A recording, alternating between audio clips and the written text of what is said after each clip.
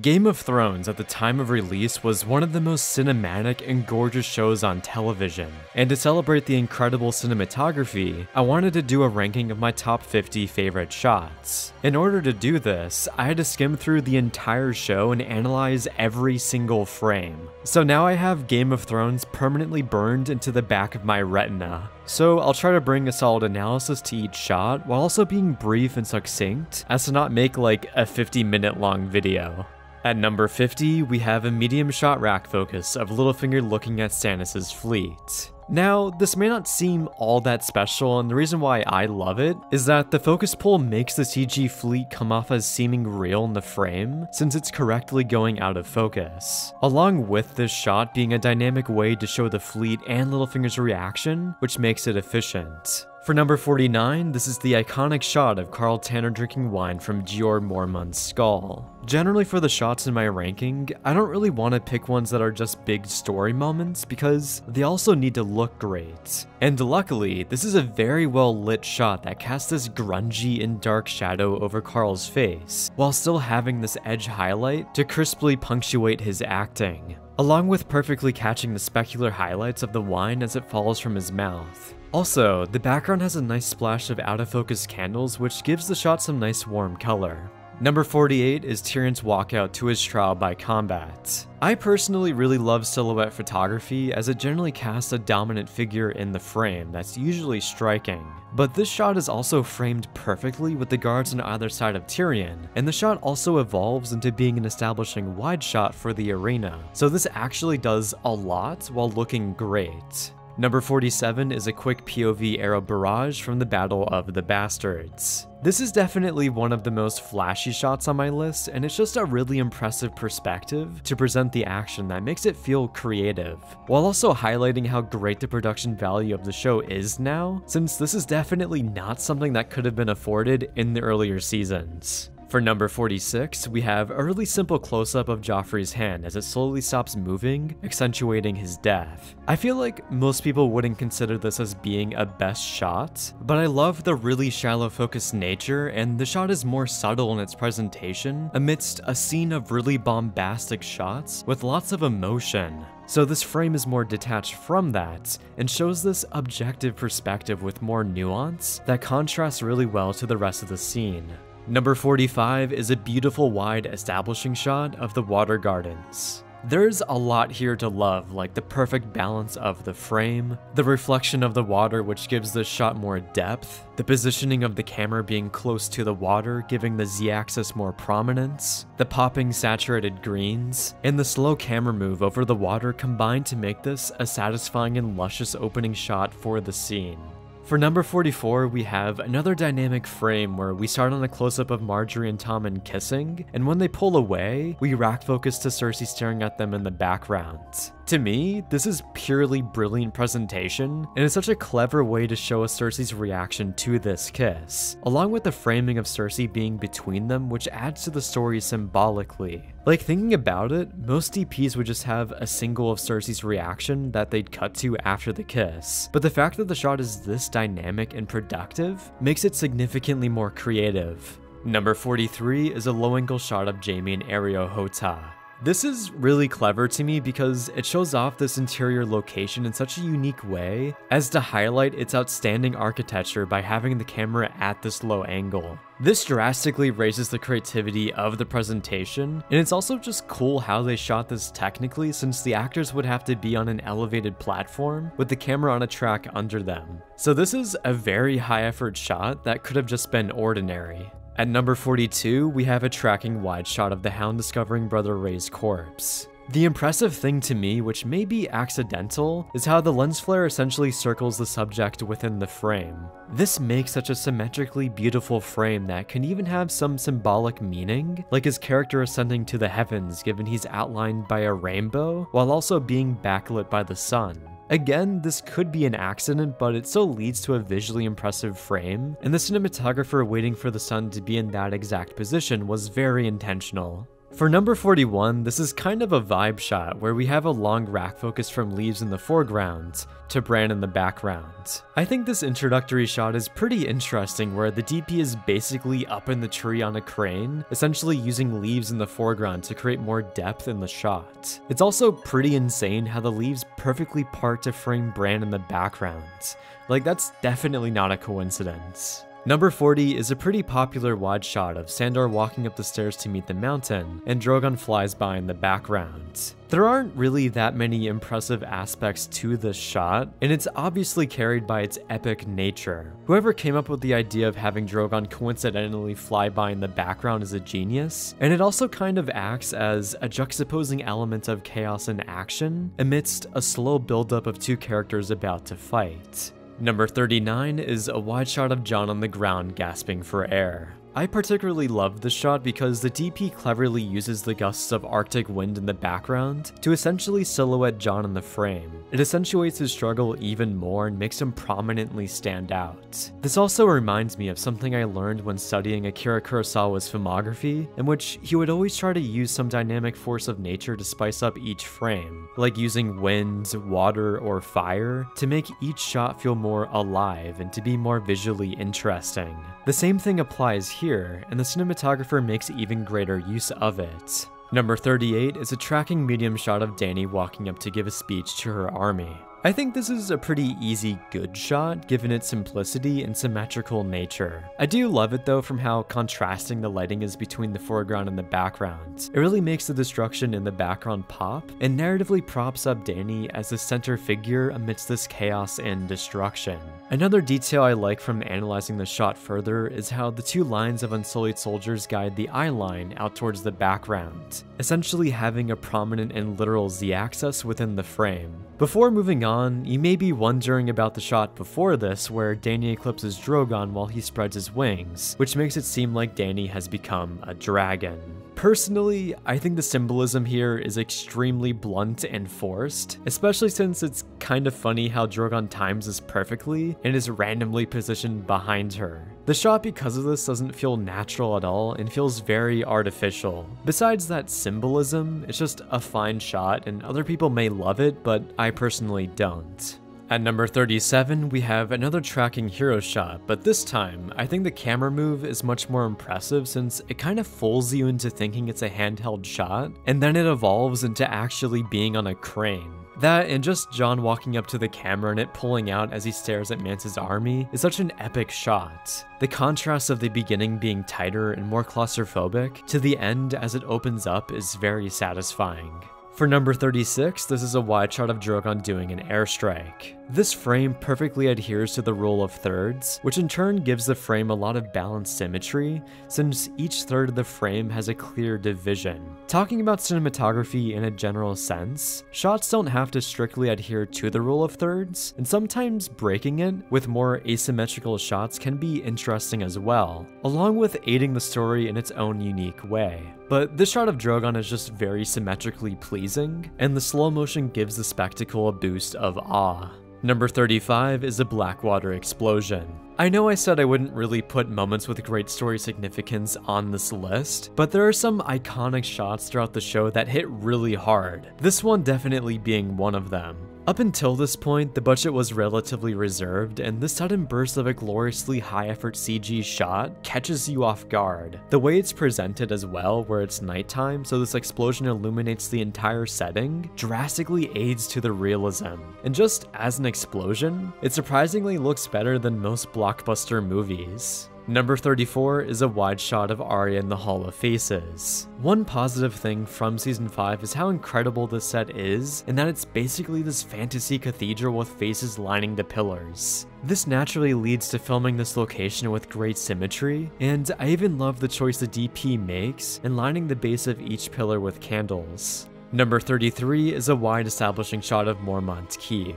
Normally, people tend to skew towards loving scenery shots, and for me, there has to be something more to them to land them on my list. But this shot is just gorgeous. I particularly love how it's balanced with the waterfall on the left, the tree in the top right perfectly contrasts the white sky and doesn't conflict with the subject of the frame, and everything kind of drives your eye to the castle. I also adore the color contrast as well, with the cold colors of winter that are clashing with the warmer trees on the right. Out of all the castles to live in, I'd probably pick this location from its sheer beauty. Number 32 is an extreme wide shot of Jon being escorted across a frozen lake. It's purely jaw-dropping how incredible the locations were for Game of Thrones, even in its earliest seasons. For this shot in particular, it's balanced really well, and I love the iceberg on the left adding in this deep blue to the frame. Honestly, it would be pretty hard to not make a great shot in this setting just off of how crazy the location is. Number 31 is the infamous medium shot of the Night King. Speaking of iconic shots, this is arguably the most popular shot from Game of Thrones, and it would be kind of weird if I didn't include it in my list. Narratively, the shot says and implies a lot without any dialogue. Like, is the Night King sentient from him kind of taunting Jon? Or is this just what he mechanically has to do to raise the dead? Does the Night King have a personality, or is he just a force of nature? Was he a person before this, and is there any residue of that remaining? Like, this shot may not be visually incredible, but the way in which it services the story, it single-handedly is one of the most moving shots in the show from how much there is to be analyzed. Number 30 is an over-the-shoulder wide shot of Sam looking at Old Town as they send out the White Ravens. Pretty much a perfect way to introduce us to this location since it's simultaneously a POV from Samwell, while also being visually striking with a massive tower that's erected in the center of the frame. And it's also neat how the camera slowly pans left, kind of accentuating the motion of the ravens taking off in that direction. Number 29 is probably the fastest shot on this list that takes up like half a second, where the High Sparrow gets roasted alive. I love this low angle because as the fire rises through the set, it peels away the skin and clothing and reveals the skeleton of the High Sparrow. It's such a cool shot with incredible VFX, and it's crazy how much effort they put into this shot for it only taking up like less than a second of screen time. Number 28 is a wide shot of the sand snakes running out into the water gardens. Now, I may hate this scene, but this is a surprisingly gorgeous silhouette that also has this beautiful blue hue that softly diffuses across the center of the frame. It's a pretty simple shot, but it perfectly accentuates the story beat at hand. Number 27 is a wide of Will getting captured. First of all, this is a majestic location. The thick and immense fog makes the subjects in the background pop, and the reveal over the horizon is wonderful. Then the camera moves down, and the shot is so dynamic that it's basically 3 separate shots. It reveals the riders in the background, Will walking in the midground, and then him getting apprehended by sudden riders who pierce the frame in the foreground. So not only is this a captivating frame, but it's also extremely efficient and swift in its storytelling. Number 26 is the close-up of Tyrion choking Shay. Now, the first half of the shot is stereotypical and nothing special, but the last half of the shot goes so freaking hard. The juxtaposition of Shay's upside-down deceased face next to Tyrion makes it such a metal shot. We have Tyrion's guttural heartbreak on the left, and on the right is the corpse of the woman he loved. It is such a somber and gut punch of a shot that perfectly highlights the tragedy of this moment. Number 25 is the wide 2-shot of Varys talking to Littlefinger. This is probably the most symmetrically iconic shot in the show that could fool you into thinking that this was from a Wes Anderson film. But outside of the symmetry, the top-down lighting infuses this shot with significant tension as these figures are shrouded in darkness while still having their outlines highlighted. Also, the 2 symmetrical windows add a lot to this shot and provide a surprising amount of visual saturation.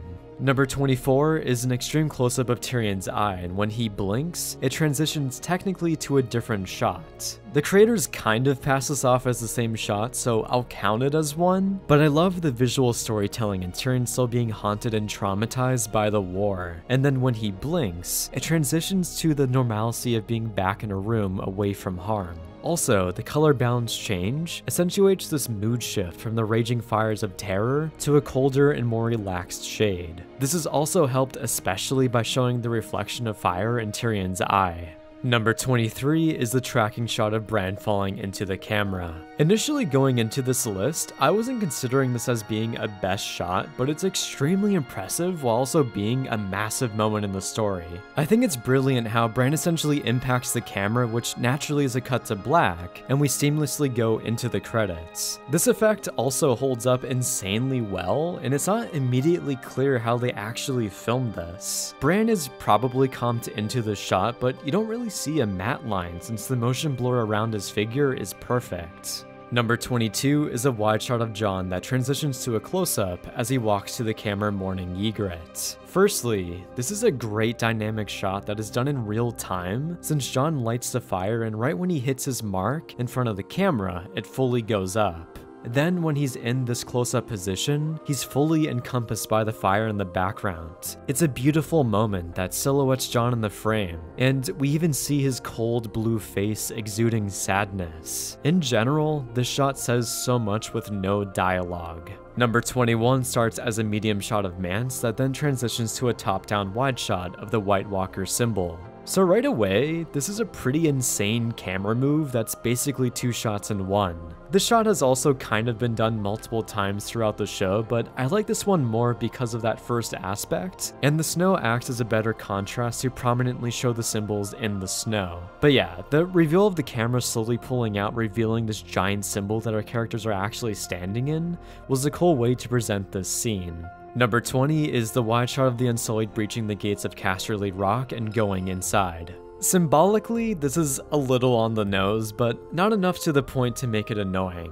The line of Bronn saying he'll impregnate a castle with 10 good men carries over into this scene with Tyrion's voiceover, and the shot cleverly communicates that point given its smart top-down visual. Number 19 is a more unique kind of asymmetrical extreme wide shot of Brienne and Podrick on top of a ridge. This really comes out of nowhere and it's so visually striking given the prominence of the subject on the left, while also having extreme contrast that makes them stand out even more. Since it's partially asymmetrical, it kind of tonally fits this uneasy and cold feeling the frame exudes. Number 18 is an iconic medium shot of Dany with explosions behind her.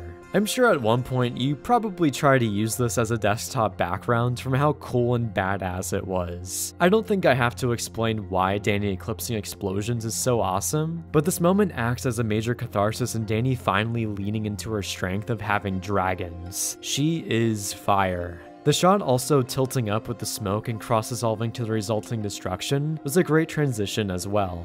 Number 17 is a pretty simple medium shot of Cersei standing in the middle of the frame. This pose carries major significance because it acts as Cersei donning this powerful wardrobe before she destroys all of her enemies. The shot itself has great symmetry with the background windows, and they also highlight and silhouette Cersei's figure. Really, most of the cinematography from the sequence is incredible, but this is the one that stands out as being the most memorable. Number 16 is a wide shot of Arya standing amidst the ashes of King's Landing. The sudden injection of awe into this scene was very surprising, and essentially acts as the striking moments of beauty that's entrenched in this fiery hellscape. That fundamental juxtaposition makes the shot stand out even more. The light rays coming in and highlighting Arya's jaw-dropping, and the division between the buildings perfectly props her up as being the center subject of the frame. Number 15 is the wide shot introduction of the White Walker in Hardhome. I didn't think the shot would be this high, but the color contrast has this extraordinary exuberance as the blues slowly overpower the reds of the fire. It perfectly plays into the overall story theme of fire versus ice. It's framed perfectly as always, and I especially appreciate how there's a perfectly sized cutout in the wall so that we can easily identify the darker subject in the frame. Number 14 is the long oneer during the Battle of Castle Black. If I'm not mistaken, I think this is the first oneer, and this one expertly utilizes the entire set of Castle Black. Because since this is a pretty big set, the camera can simply do a full 360 and capture all the action in one uncut shot. I just walked in here and just saw massive potential. You know, that's kind of why I conceived this 360 degrees crane shot that we came up with. It is a 360 degree set. There's nothing to suggest it's not real. From a technical standpoint, that's pretty crazy, and the camera being able to elevate and focus in on different key moments of action aids the story significantly. Number 13 is the medium tracking shot of the Night King approaching the Three-Eyed Raven's domain. Right out the gate, it's pretty obvious what makes this shot so incredible, and the silhouette of the Night King is so domineering, and I especially love how it makes his horn stand out as well. It makes the Night King feel like this daunting incoming force of danger, and just like the last White Walker shot, it's still thematically resonant with the core theme of the show. Number 12 is the top-down shot of Jon gasping for air that pulls out into a wider shot. This is very similar to Dany's shot at the end of season 3, but I think this one is better, and I didn't really want to put two extremely similar shots in this ranking. But for Jon's, it largely acts as a character moment with the camera close up on him, and then evolves by zooming out, giving the sheer context as to how big the scale of the scene is. It's an incredible camera move, and it's insane that this scene was conceived of the day before shooting.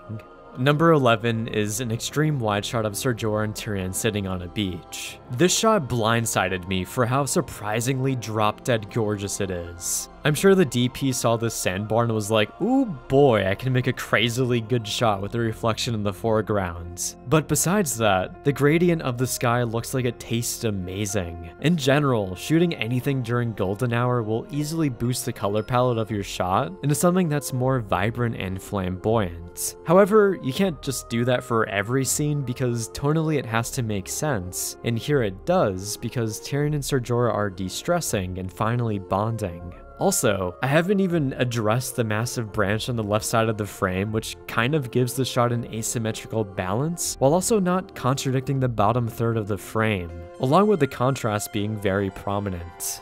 Number 10 is the medium to wide shot of Jon and Ygritte kissing on top of the wall.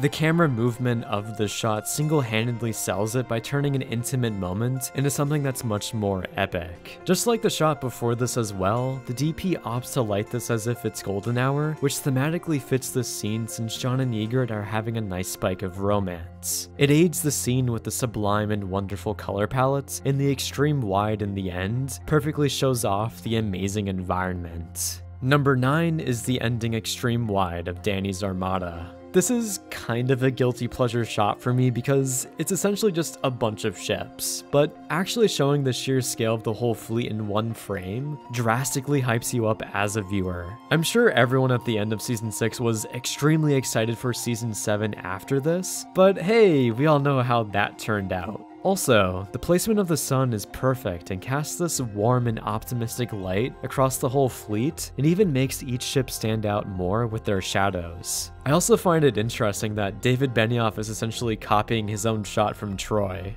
Number 8 is the dolly shot of Jon holding a deceased Ygritte in his arms. This shot kind of acts as a convention break for the series in that David and Dan choose to use a long slow motion shot to emphasize the deep moment of loss. There are technically other moments with slow motion, but not to the extent of this shot. For the camera move, it accentuates at first a strong emotional moment, and as the camera pulls out, it reveals the chaos surrounding them. It makes it feel like this somber moment is contained in its own world, which emphasizes the loss even more.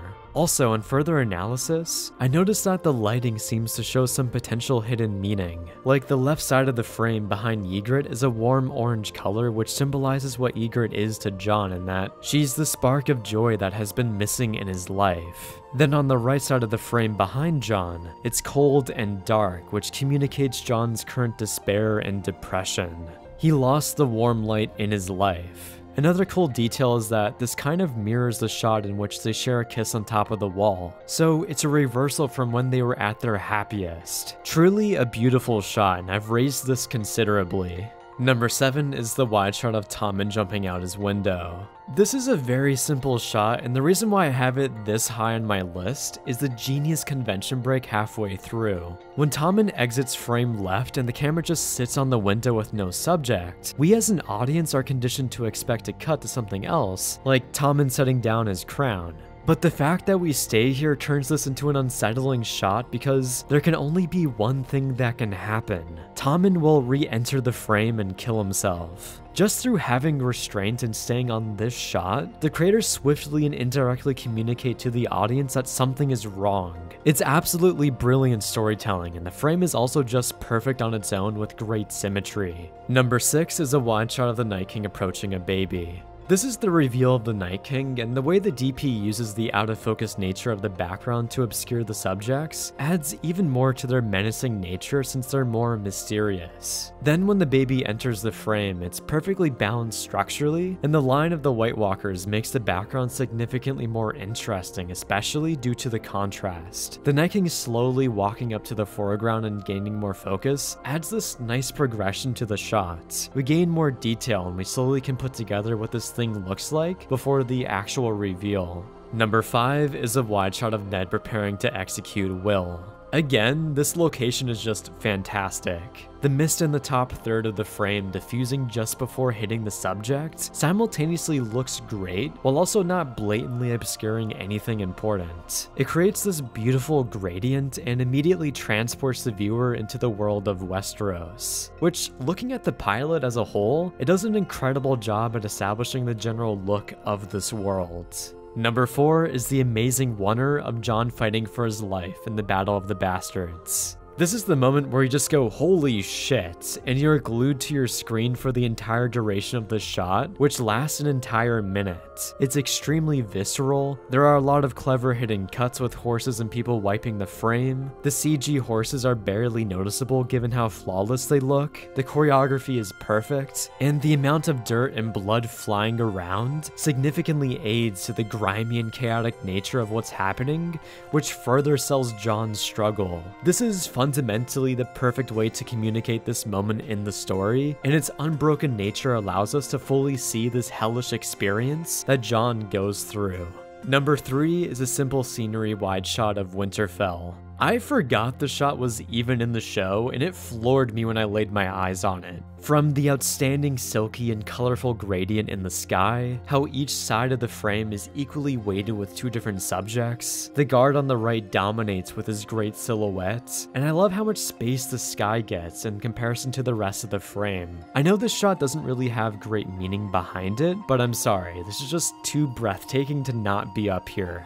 Number 2 is the wide shot of Jon facing down a cavalry charge. I, and probably you, thought that this would be the best shot in Game of Thrones coming into this video, and it did come very close, but the shot obviously imbues Jon with incredible badassery. Just his figure in the center of the frame juxtaposing a massive wave of horses single-handedly sells this shot as being a masterpiece, along with the mechanical nature in which we see the full journey of the horses and we cut right before they hit Jon. The cinematographer especially sells this by using a long lens that makes it seem like the horses are closer than they are. Another thing I noticed is that it seems to start at normal speed and then they slowly ramp it down into being slow motion, which kind of increases that anticipation of the impact since they're drawing out the build-up. Definitely the most memorable shot in Game of Thrones, but not my favorite. Before going into the final shot, I thought I should actually do an honorable mentions portion, which I normally don't do, but there were just so many other great shots that barely didn't make the cut. So I'll stop talking and we'll play them in a montage.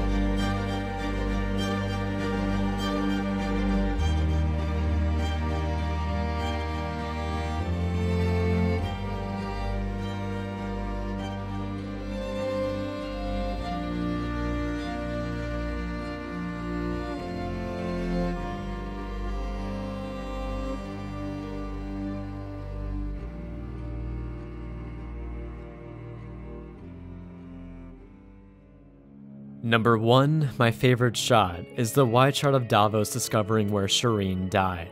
Just wow, what a frame.